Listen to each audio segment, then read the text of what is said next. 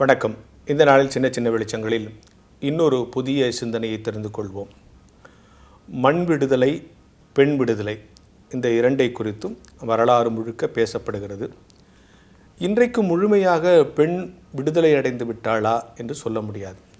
அவங்க வேலைக்கு போகிறாங்க, கார் ஓட்டுறாங்க, பைக் ஓட்டுறாங்க அப்படிங்கிறதெல்லாம் இருக்கட்டும். இருந்தாலும் பெண்மையை பார்க்கிற பார்வை இந்த சமூகத்தில் சரியாக இருக்கிறதா என்பது இன்றளவுக்கும் ஆய்வுக்குரியதாக இருக்கிறது. பெண்மை, ஒரு பெண் பிறக்கும்போது அந்த பெண் அந்த குடும்பத்தில் ஆராதிக்கப்படுகிறாளா இல்லையா என்பது கூட கேள்விக்குறியாக இருக்கிற ஒரு சமூகம்.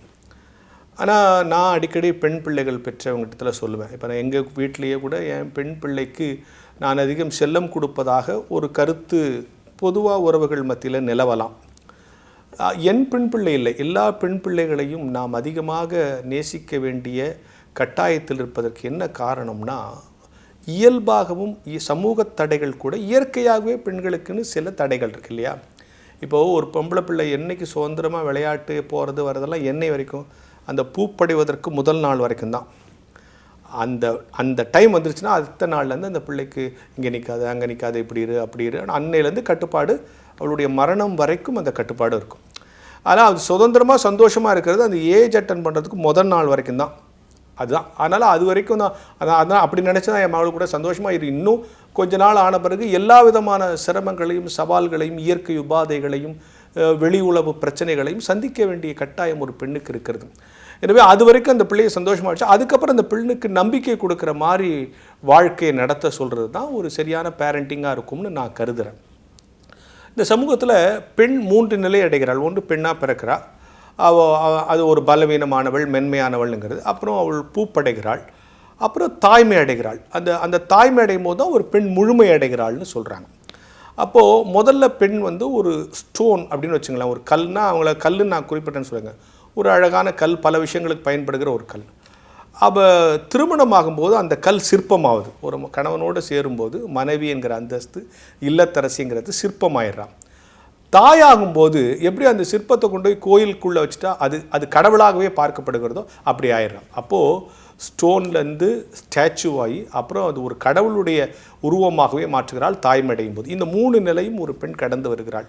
எனவே அவள் கல்லாக இருக்கும்போதும் பயன்படுகிறாள், சிற்பமாக ஆகும்போது கணவனுக்கும் குடும்பத்திற்கும் அழகு சேர்க்கிறாள், அவள் தாய்மை ஆகும்போது கடவுளைப் போல அவள் தொழப்படுகிறாள். இதுதான் ஒரு பெண்ணின் நிலை.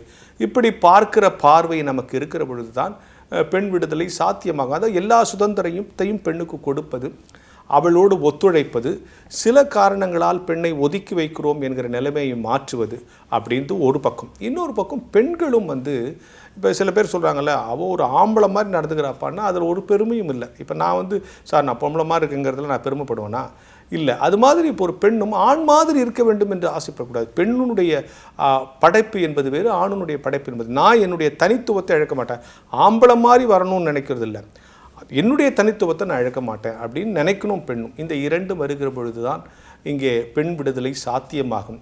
தொடர்ந்து பெண்ணை பார்க்கிற பார்வையை சமூகமும் ஊடகங்களும் ஆண்களும் மாற்றிக்கொள்ள வேண்டும். ஒரு கண்ணியமிக்க ஒரு உயிராக அவர்களை பார்க்க ஆண்கள் என்னைக்கு முடிவெடுக்கிறார்களோ அன்றைக்குத்தான் பெண் விடுதலை சாத்தியமாகும். மனத்தளவில் இருக்கிற அவளுடைய தடைகளை எல்லாம் அகற்றுவதற்கு ஒரு தந்தையாக, ஒரு அண்ணனாக, ஒரு கணவனாக, ஒரு தோழனாக, ஒரு நண்பனாக, ஒரு சக ஊழியனாக உதவ வேண்டியது ஒவ்வொருடைய ஆணின் கடமை என்கிற உணர்ந்து இந்த நாளை தொடங்குவோம்.